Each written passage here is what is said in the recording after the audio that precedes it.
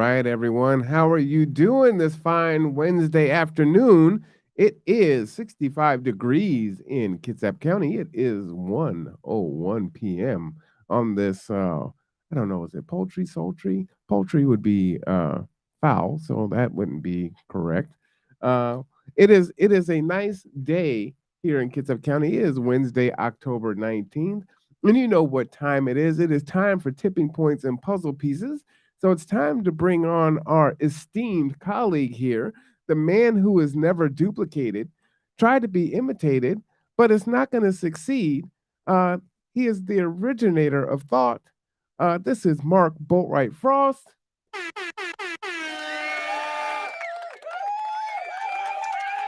How are you doing today?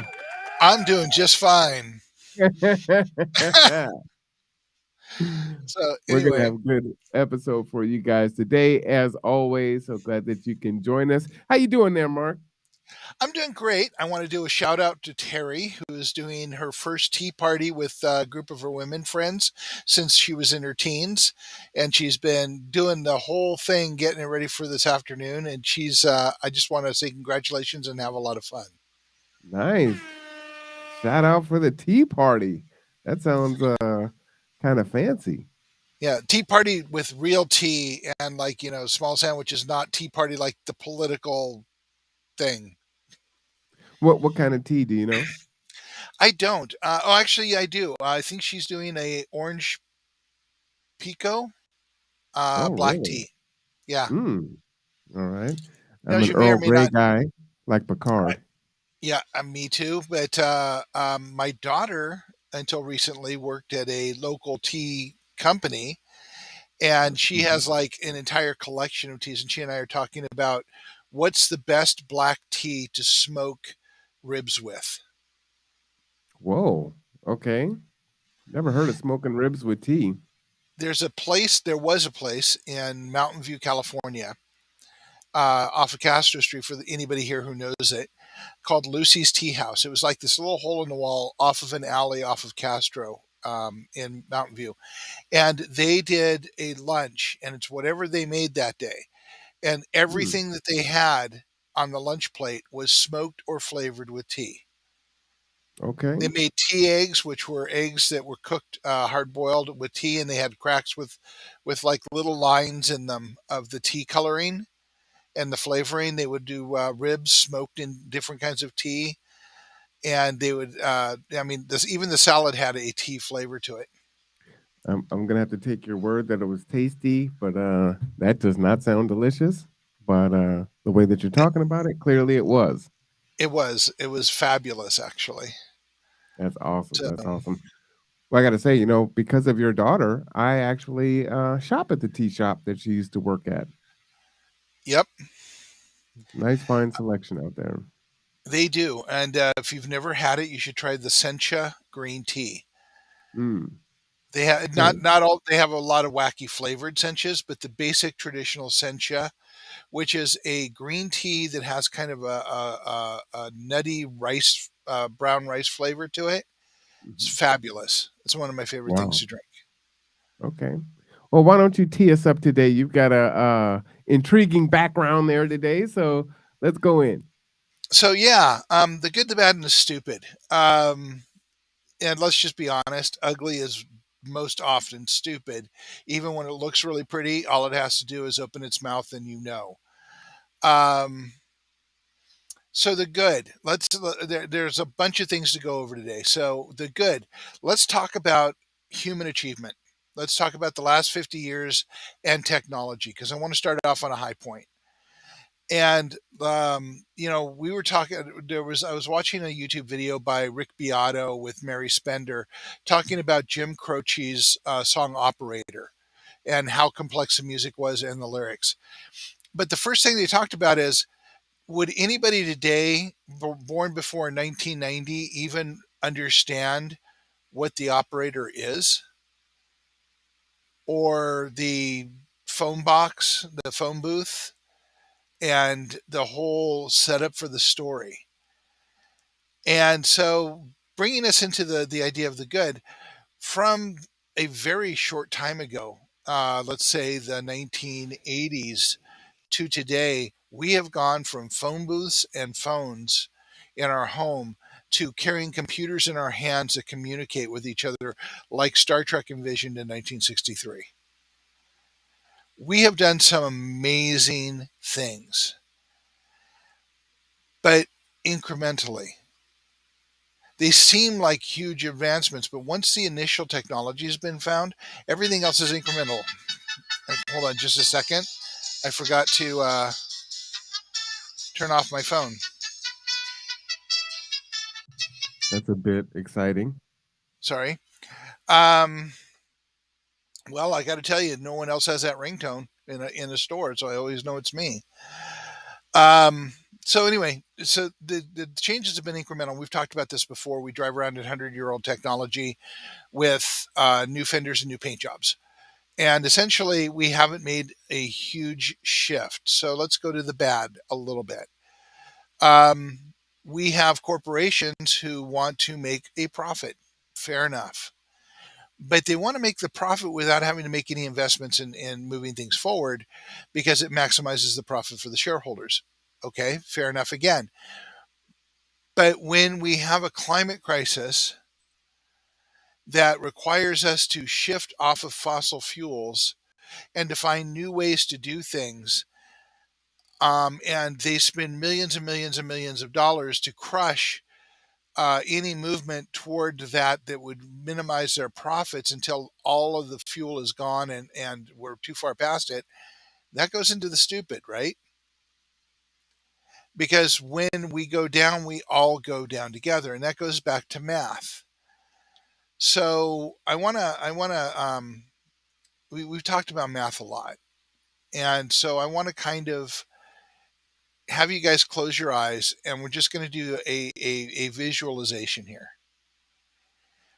So we have two lines of 50 people facing each other.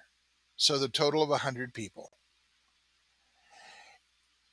80 of those people aren't even aware there's a problem, or they are aware or marginally aware there's a problem, but they think somebody else is going to fix it for them. But you don't know who those 80 people are. And more importantly, you don't know who the 20 people are who are going to realize there's a problem and be willing to do something about it, but feel alone and isolated and can't. So you have two lines of people, 50 people facing each other, and we have to determine which of those people understand there's a problem and which of those people have an idea there's a problem and which of those people don't think there's a problem at all. So we're going to break that down a little bit farther.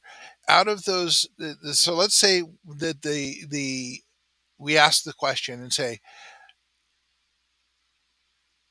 do you think there is a huge problem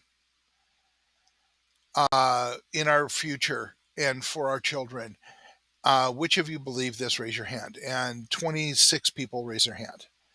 So you ask a second question. And you say, so how many of you think that somebody is going to do this for you and fix the problem for you? And 6 people raise their hand. So we know who the 20 people are now. We have them go off and sit down and have coffee and talk to each other, give them whiteboards and tools and let them start working. So now you have 80 people facing each other. And we know that 6 of those people understand that there's a problem, but they think somebody else is going to fix it.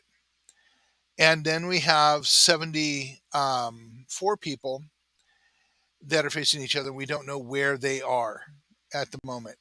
So we have, let's say, 10 of those people are fairly attractive, personable, charismatic people.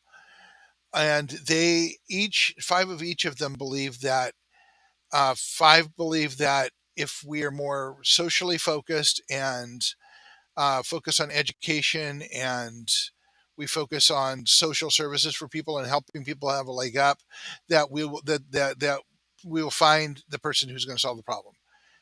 So we know those people, and they're going to try and lead the other 74 people. The other 5 people think that there needs to be somebody in charge to fix everything. and that people will, figure out how to do it on their own, and the problem will be solved because of doing what we've done before. And they are going to try and lead the other 74 people, or in this case, 64 people. So now we have a dynamic of our world. We have people who are leading, but may understand there's a problem, but figure that the system will fix the problem. We have 64 people that aren't even aware there's a problem or might be a little bit aware of the problem, and they'll lead toward the people who are trying to lead them out of this one way or the other. Now, the majority of those people, let's say 64, so we got 32 more people. So let's say 40 of those people think that it is going to be a social movement that's going to solve the problem. So they're going to lean with the 5 people, and they're going to go off and try and fix that. And the others think that somebody needs to lead them, and that we need to fix the problem by having a strong leader that will tell us what to do. And that pretty much is a model of the world. Those people, so out of 100 people, 80 people are going to be those folks. They're going to be doing the things that normally done. They're not bad people. They're not stupid people. They're just people who have been taught by the system that everything will be taken care of by somebody else, or and that the system will fix the problems. Now we're going to go to a very overused statement. The definition of insanity is doing the same thing over and over again and expecting a different outcome. Washington State has gone, I don't know exactly the record right now, but I think we're very close if we haven't smashed the record for days without rain. Why is this a problem? In Kitsap County, where we live, we are dependent on aquifers and reservoirs and surface water. That is recharged by rain and rainfall. So we haven't had rain in a lot of days, or real rain. We might have had some mist, but nothing significant. We might be in trouble. And so you ask the question about where's our water table? And you have a lot of people shrugging their shoulders and saying, well, somebody else has the answer. And then you ask around and nobody seems to have the answer. We're looking at bringing, I think the last estimate was 100,000 more people in here in the next 5 years to grow us into whatever the model of Kitsap's vision of growth is going to be. I'd have to say that we need to know where our water table is before we bring more people in. That's kind of a given, but we aren't. We're just going to keep moving forward and developing and moving forward. And we end up with a situation where people aren't thriving because of we didn't do the homework. We didn't look at the water tables. We didn't understand what our resources are doing.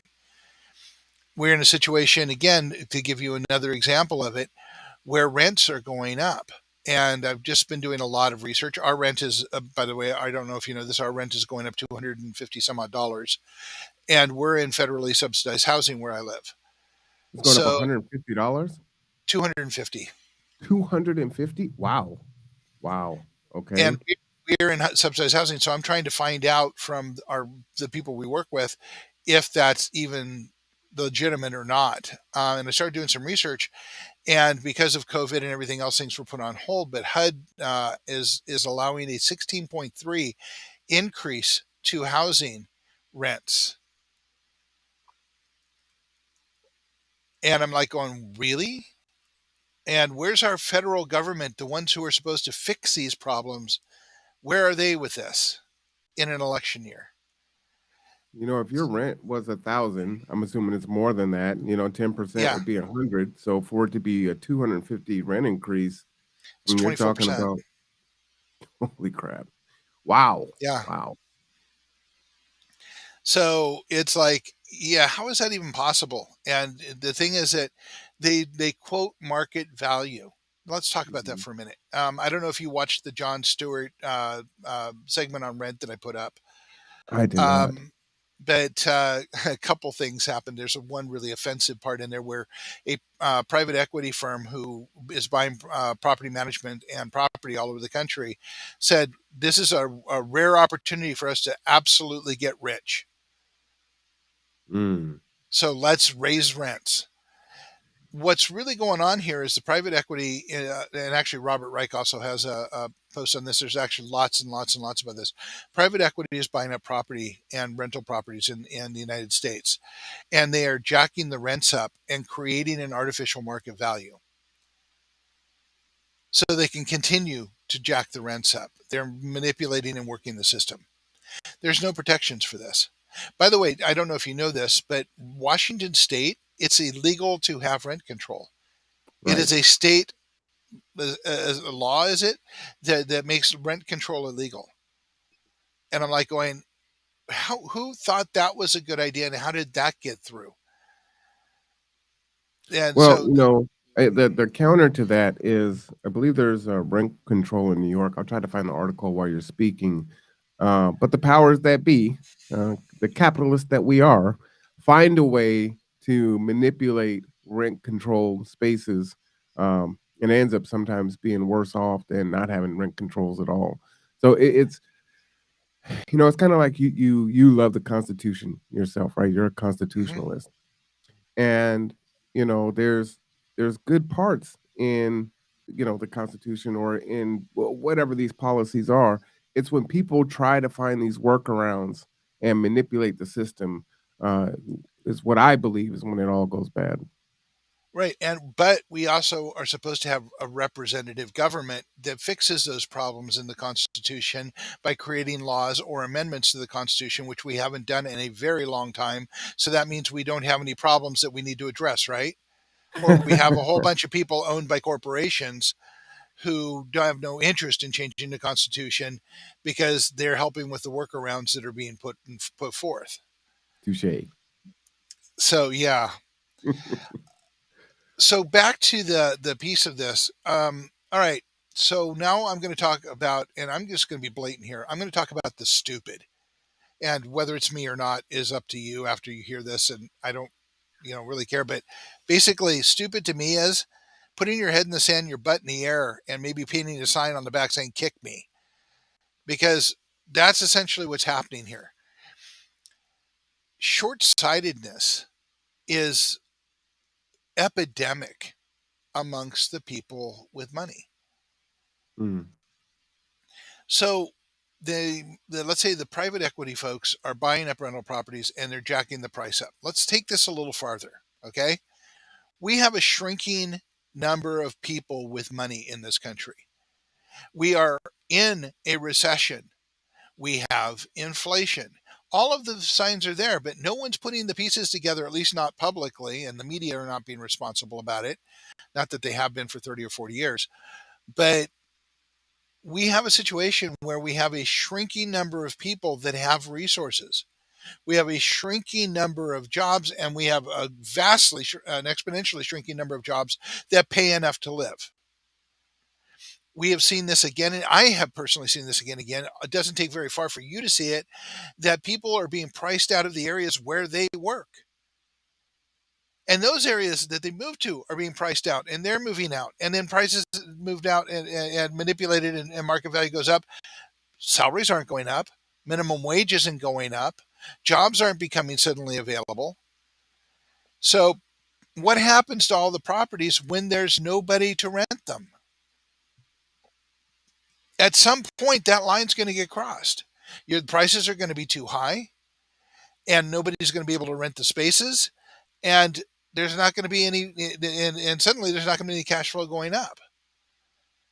This is where everything crashes. That's what the term of a crash is.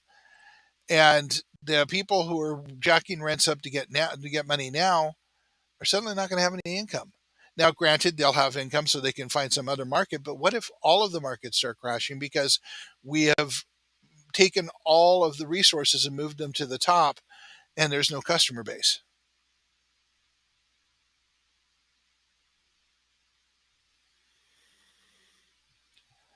I'm just holding my tongue. Go for it. Let's You get know this. how I feel about this. Huh? I said, you know how I feel about this. I'm very very frustrated and angry at the fact that, again, charity starts at home. And I know we consider ourselves the world police, but we have some pressing issues here. We're at about what, 70 billion right now to Ukraine. Hmm. And we're dealing with folks that are starving and food insecure, And unhoused, homeless. you Yep. know, health issues, right? They don't have a livable wage. We're not taking care of our elderly. It's our educational system is in disarray. Our pipeline to prison complexes, everything is just so backwards right now, and we're so polarized, and we're so divided that it's like this distraction, right? That no one can seem to see, right? So while I'm fighting you, the money just continues to flow up to the top, and or we're not even paying attention to it. And we just get used to a new low, right? It's like, well, I can't put gas and I can't fill my tank up anymore. I can only put $20 in. Oh, I can only put 10 in. Oh, I can't go here. Oh, I can't, we're not going out to eat as much. I know these are luxuries, right? At all. Um, we're not eating as much, in regards to what we're preparing, right? Sorry, there's no seconds. I know you're still hungry, but no, there's not that. We should be grateful for having something to eat. But again, our quality of life is eroding slowly, and we're going along with it because we're in survival mode, right? Not And so so slowly. well, yeah, not so slowly, but you have people like yourself that are sounding the alarm and saying, "Hey, guys, we have to collectively come together and do something." But every conversation is been so polarized that you can't. So either you're in the choir, right, and you're fighting against the man, and you're saying, change the system, but then you're trying to argue your point against the other side, who's arguing whatever they're arguing for, and a lot of times you're saying the same thing, but in different ways. And Hmm. by the time we actually decide to do something, what are we going to do? We have Ian. We've got the situation in Puerto Rico. I was going to ask you about the convergence of weather right now. We've got our middle states and the southern states that are in a freeze, record freezing here in October, and then we have our heat here, and they're saying that that's going to cause some issues. Like, is no one paying attention? So a Yeah. natural disaster, what are people going to do? Because the Let's resources talk. are gone. Yeah. Let's go back to the fact that we haven't had rain in about 150 some odd days. Yeah, all in the smoke, right? And then the smoke, which has been going on and on and on. I'm praying for Friday when the rain comes and washes the smoke out of the sky, because it's been a miserable 4 days for me. Um, sore throats, red eyes every day. Hmm. And it's not like I can't go outside, because I have to for the work that I do, and where I need to be. So yeah, it's and the fires are not usually endemic of Washington State because we have rain. Those people who think we always have water should start getting nervous. Start getting really nervous.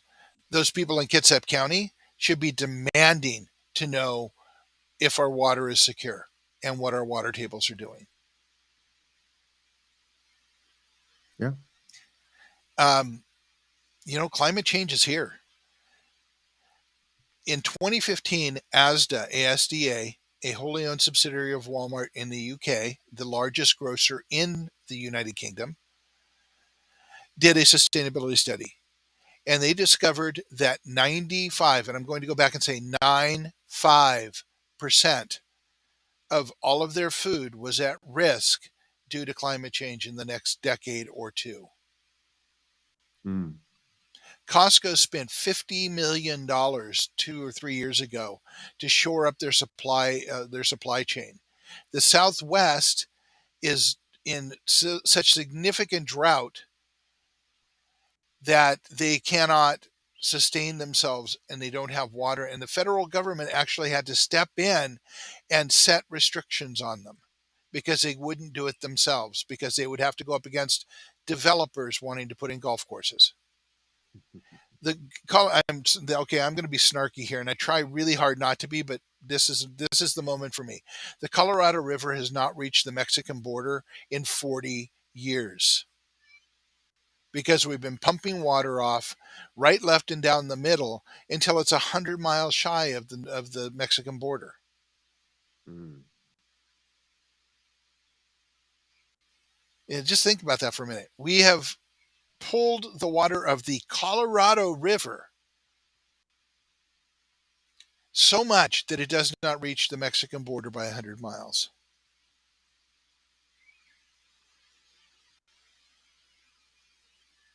We have been developing communities in the desert. Think about that for a minute. We are developing communities in the desert.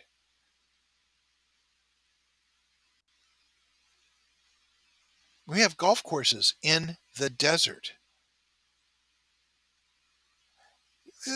Just kind of, places where it's inhospitable for people to live because there is no water. I heard a long time ago the saying, it said, intelligence is knowing what you can do and doing it. Wisdom is knowing if you should do it.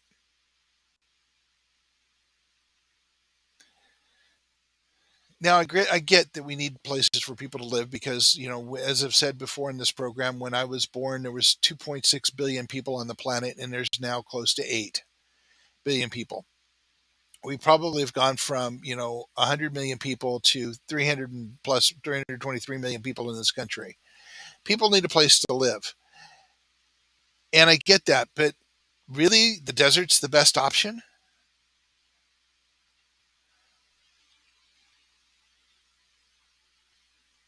So, I think that when I talk about the good, the bad, and the stupid, the good is we have developed technology that can solve a lot of the problems. The bad is we are in a capitalist society where corporations have the run of the government and everything else, and profit is the key to that, not innovation, nor is adoption. I've been doing this for 2 decades, and I will tell you there are technologies out there that if we adopted them, we can solve 75% of the problems right off the bat. But we won't adopt it because it's not profitable to the corporations. So, you want to know the solution to all this? We Well, come before you give us together. the Oh, solution, there's one other thing that I wanted to share, yeah, and being someone who has some health issues, quite a few, right? Comorbidities. Um, I have folks that are needing to go and use our medical facilities, and I don't know if you've seen this article from the Sun from the 12th, right? Faced with overwhelmed ER, a St. Michael Medical Center nurse called 911 for help. This is terrifying to me. We are not post COVID, but we're out of the crisis time. And right now, we should have learned from going through the crisis, but yet there isn't enough staff on duty to support the people that are there, right? The charge nurse expressed 2 times they felt like they were drowning because they had over 45 patients in the waiting room and only 5 nurses. We're in dire straits. We're in need of fire department help.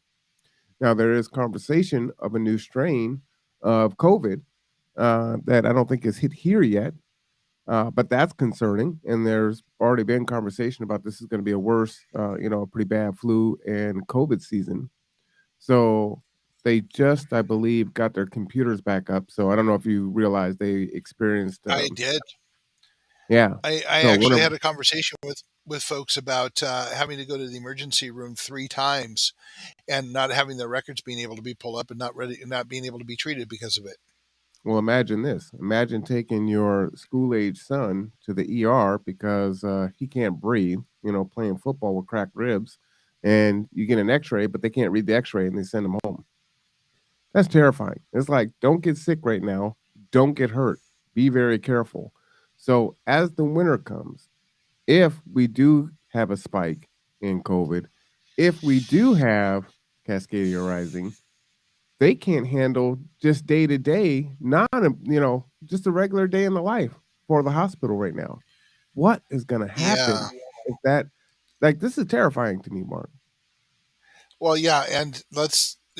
Wow, I'm gonna I'm gonna put a pin in that one, Marwan, Okay. because I know far too much about what's gone on with St. Michael's from the beginning and their philosophy and a lot of other things. And we can get really political and we can get really granular into this situation. As a matter of fact, that might be a good topic for number 40. And let's talk about healthcare here. I'm going to put a pin in it, but it's like a lot of things. I've been doing this for a very long time and I have a lot of information on stuff that I don't tend to share very much because it's bad enough I have to carry it. I don't want to share it with other people to carry it. We're trying to stay positive and effective. But I will say one thing about that, a general statement about that. Hmm. We are the only industrialized country in the world, not to mention the richest country in the world. And we're the only one without universal health care. Mm. Think about that for just a second. We can't take care of our people for you to make sure that they have health care. Hmm. It sounds like we're starting to make some headway toward education. And I think Illinois just stepped up to the plate to do universal basic income and start that on a large scale process. But we aren't taking care of our people, and we have done a lot of heinous things. We being the government, the corporations, the collusion going on, that have taken away resources from people as we get more and more people. Because God forbid we slow down our population by not having 12 children. Um, God, I am going to get political and Well, today. Mark, it's not just here. My oldest friend is an ER nurse in this same uh in I guess it's St. Michael's, right? They own Yeah. or Franciscan, whatever it is. And he's in a different city here in Washington. And he's saying, one, there were paper pencil, just like everywhere else. It wasn't unique to just Kitsap County. But also, he's saying he is seeing a rise of COVID patients that are needing ventilation, right? This is a scary thought. It's like you have to pay attention to what's happening, the precursor to the All emergency. right, I'm gonna Go ahead. step on this one a little bit. The other issue with St. Michael's is it's a Catholic hospital. While we don't have a legislature that has passed an anti-abortion law or rules or whatever the stupid stuff they're doing in the South is, for the people who want to control other people's lives and bodies, we have a passive way of making that happen by having a monopoly of a Catholic hospital here. Enough said. Oh, that was mild. I thought you were really going in. I gave you the whole camera and everything. Yeah, no, I'm just going to simply say, when you have a Catholic hospital, you live by the Catholic rules. Doesn't have to be an overt anti-abortion move. It can just be as simple as having a monopoly with the Catholic hospital. Well, as you're giving your solutions, Mark, I think we're overdue to do a preparedness show. We haven't done Yep, one of those since almost the beginning. yep. We've got to empower people to take care of themselves and their community around them. Okay, so how about let's see, the next one's going to be 37. Why don't we call that one the black bag? Oh, the black bag. All right. I like it. And we will put How together about the and we blue will put bag? Because together. our go bag is blue, the one that we purchased when we were going to go out and record. Okay, the blue bag. Oh. No, we'll just call it the go bag. The go bag? Okay. All The right, go bag. Gibbs. Yep. Grab your go bag for all you Let's go. NCIS fans out there. You betcha. Even the new one, I'm kind of getting used to Parker.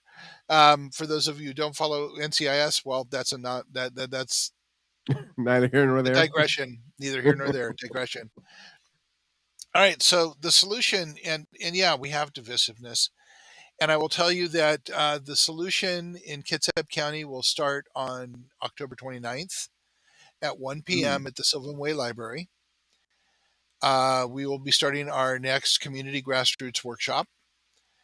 and it will be an hour and a half from 1 until 2:30, and it will be don't come expecting a lecture. Don't come expecting to be entertained. Come prepared to roll up your sleeves, because we're going to be talking about how to connect to people, how to overcome cognitive dissonance, how to deal with the divisiveness and the fear. And we're going to talk about goals of creating grassroots networks to push priorities based on our humanity, not our politics, not our religion, not and just how to get things done by building grassroots networks. Can you And give that's where me our the focus is time going to and be. date again? It is going to be at 1 p.m. At Sylvan Way on So, October 29th. Sylvan Way Library on October 29th. and what are we calling this?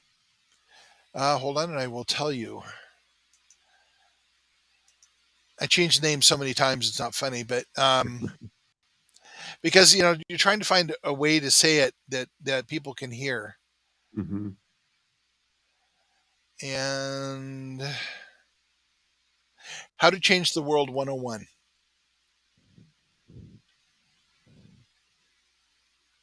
If you go on the Kitsap Resiliency Project page, you will see an event with that name, and you can say you're going to go and let us know that you're going to be there. But if you do that, please show up. So, do you want folks to RSVP? Yes, please.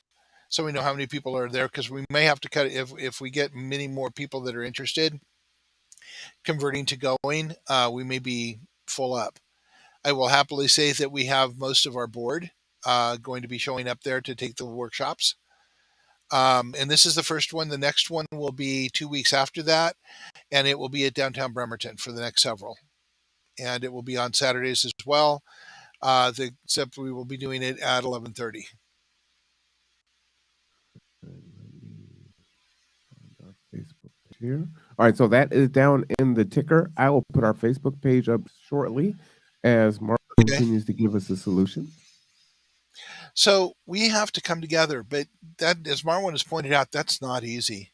Um, the fear we have pumped at us 24/7 about and the othering and all of the combined pieces of that, the fact that we have our nose to the grindstone 24/7 trying to just survive. Life is not easy, and it's not going to get easier. It's going to get worse. There are going to be food shortages. There's going to be climate issues. There's going to be all kinds of things. We can fix these problems. The good, remember the good, we have growth centers, we have the technology. We need to create the will to make it happen. And we can do that together. That's the only way it's going to happen. You can go out and protest once and you feel great about yourself and you did something, but it's a sustained campaign of people working for the same goal that is going to create change. It's the only thing that ever has. If you don't believe me, read history. It's the only thing that ever has. So we are setting up a workshop to teach you how to do it. We are showing you how to come together and determine amongst yourselves what the priorities are Hmm. based on humanity, based on our humanness. We are giving opportunities to take a look at problems in a different way, to gain perspective, to meet other people and maybe create friendships. Excuse me a second. Sneeze died. Um, this is what we do. This is what the Resilient Ecosystems Kitsap Resiliency Project model is all about. You own the project, but we will help you facilitate the relationships, gain the knowledge, roll up your sleeves, and start moving forward. We do have some projects that we would like to see off the ground that are focused on things that are desperately needed, like food for all, being able to create grow centers here for a growing market that can create up to 1,000 jobs here in Kitsap County around food production. So if something like Cascadia Rising happens, or food shortages because California's crops fail, or other crops fail, We have food growing here so we can feed people. I mean, we kind of think that's important. Water for all, finding out what's going on with our water tables, understanding that, and starting to make things make sense. And together we can go to the politicians who are wanting to develop the entire county. And, development's not necessarily bad, but planned development, thought development is far better for everybody. So we need to know whether we have the water to support another 100,000 people. Because quite honestly, I lived in California when we had bricks in the toilets and we're flushing 3 or 4 times, and I'm not sure any of us want to do that. You had what in the toilet? We put bricks in the toilet in the toilet bowls so Why that we brick? would have less water. And so it would take up water space where water would hold, so you'd have less water flushing the toilet.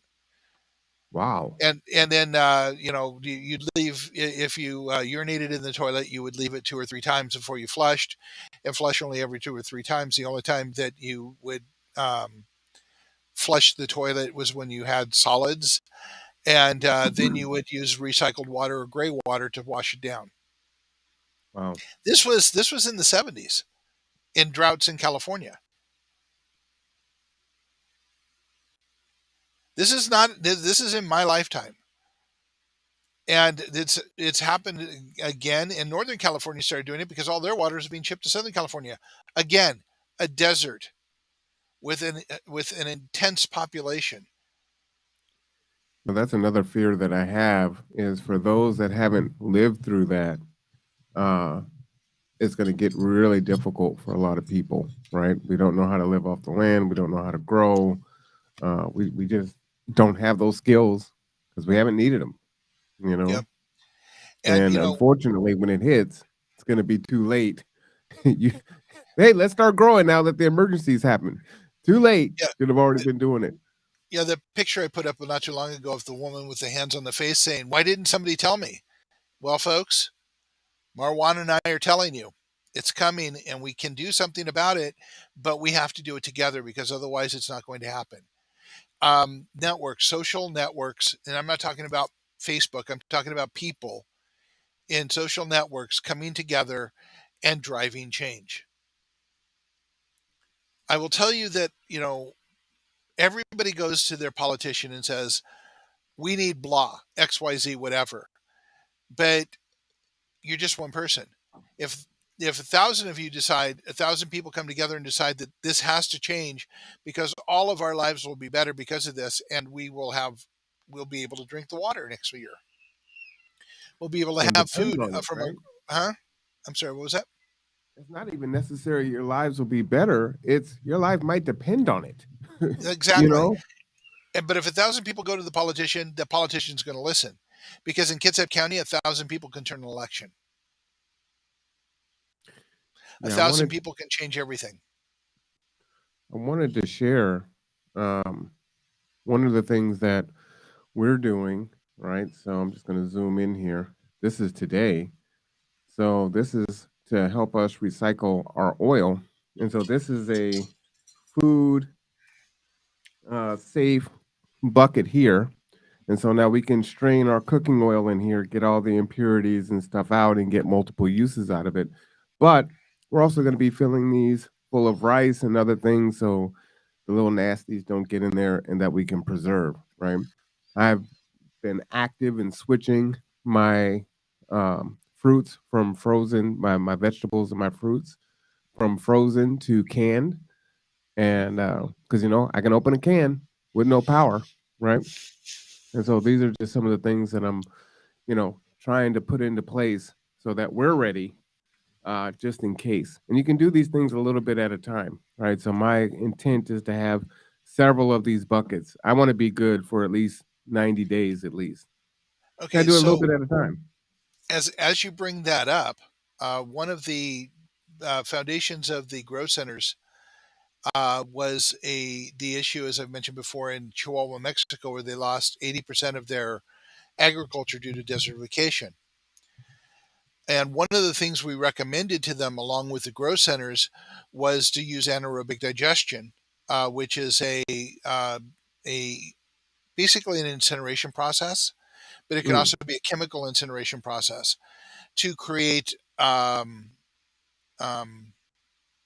biochar to help create nutrients in the earth, to reestablish the earth and make it more healthy for growth. It can do soil amendments. You can use the ash in construction. There's a lot of things you can do with it.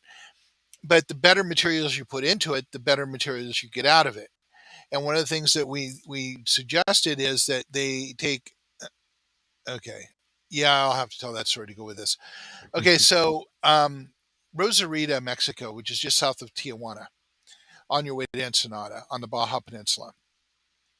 Uh, Former President Donald Trump has a oceanfront resort there that he built for people in his development stages. And just behind that resort, on the other side of the freeway, uphill is a mesa, flat top mountain for those of you who aren't familiar with mesas. And on that mesa is a lagoon, a very large mini acre lagoon. And that's where they dump all the biosolids from the wastewater treatment plants for like 100 miles all the way around.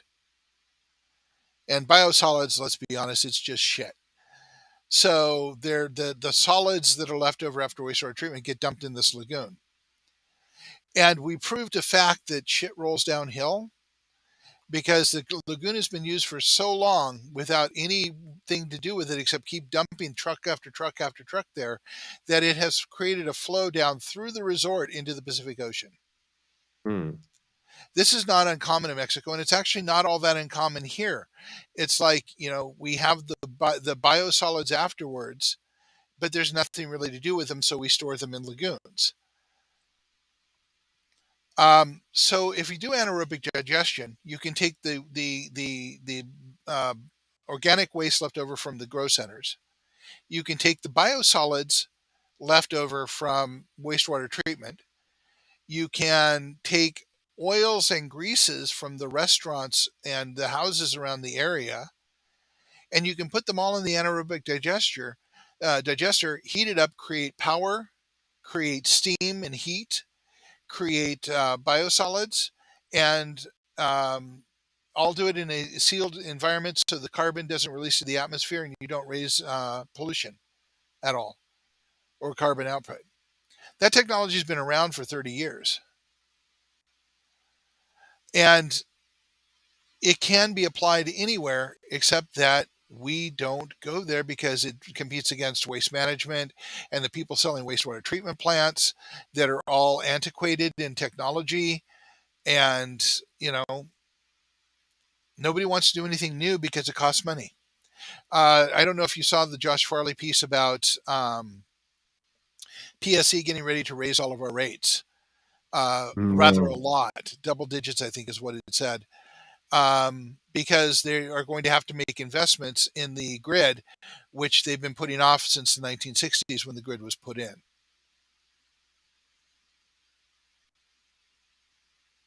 Well, that doesn't surprise me. I figured with what's going on with Ukraine and Russia, that was going to raise our prices also. Yeah, as I say, we're going to they're going to have to upgrade the grid, and this is what's going on. So why don't we just, instead of paying double digits to PSE and bringing our power in from somewhere else, why don't we just start following Germany's model and putting solar panels on all the roofs here and creating microgrids in the communities and creating our own power and having a real public utility district like KPUD maybe manage the infrastructure, and we pay them for infrastructure, but we're generating our own power. Doesn't that make sense? So that's another project that we're pushing, but we need people to come together and talk about how, be willing to be open to talking about how we can have more security, more jobs, and a much better life by doing these very simple things, but we have to push it to happen. Yeah, absolutely. And actually, we're in an hour. Oh, no, not quite an hour. Okay. I was thinking we're going to run out of time really quickly. We should probably start wrapping up to some points.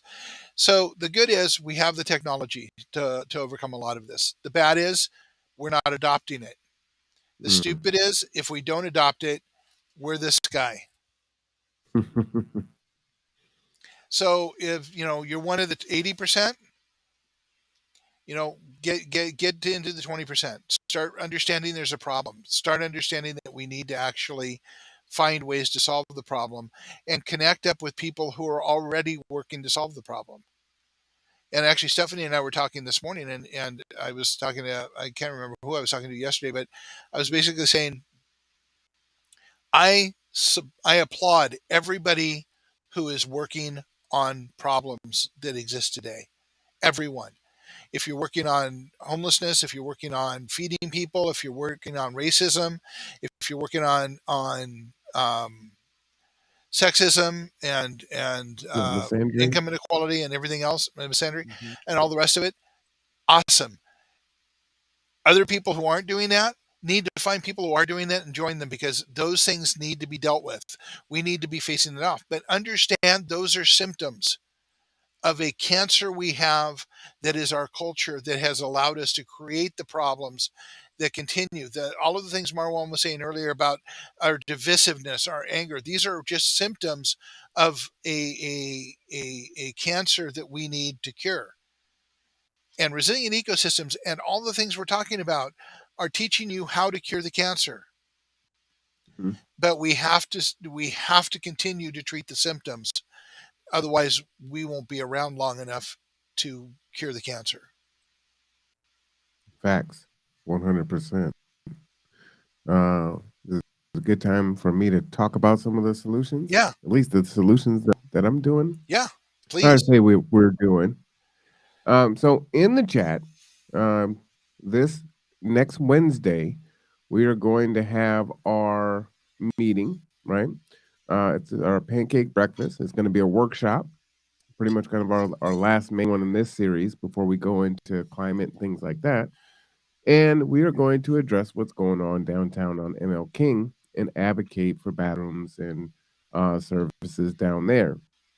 Now, how do these things go together? I love what Mark was saying about, you could be working on this or you could be working on that or you could be working on that. I'm working on multiple things, right? And so we have the power to get people together. We have the power to feed people and facilitate a discussion. And so that's what we're doing. The other thing that we can do is we have city council tonight and it is budget time.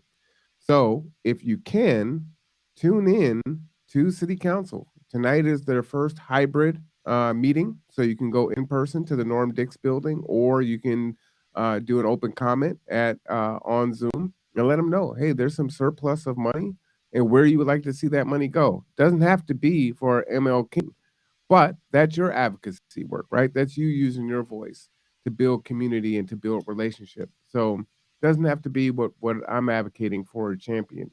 Just as long as you're advocating for something. Right after this program, in about 6 minutes, we have the Kitsap Housing and Homeless Coalition. So if you want to tune into that, you will see all the organizations that are coming together to try to have those conversations and solve some of these issues surrounding unaffordable housing and homelessness. So that's just a few of the things that G2 is doing. Resilient ecosystems. We all do these things, and then again, as Mark was saying, the first class is going to be October 29th, right, at the Yep. Sylvan Way Library, 1 p.m. to 2:30 p.m. And he's asking, please do RSVP and come and be a part of the conversation. I think it's a lot easier to do the hard work if you know who each other is and you kind of build that relationship, right? Yep. Because then the way that Mark and I demonstrate on this show every week, most weeks we don't have conflict in how we think, but sometimes we are divergent, right? Mhm. But we can still maintain respect for one another and still know that we're still going in the same direction, right? So understand sometimes you can't skip the steps. Yes, we're in a hurry, we're behind the times, but we don't know how to be in a relationship with each other. So this is that opportunity you're going to be getting. It's like the Karate Kid, right? Wax on, wax off. Why am I doing this, right? And then at the end, he has all these skills.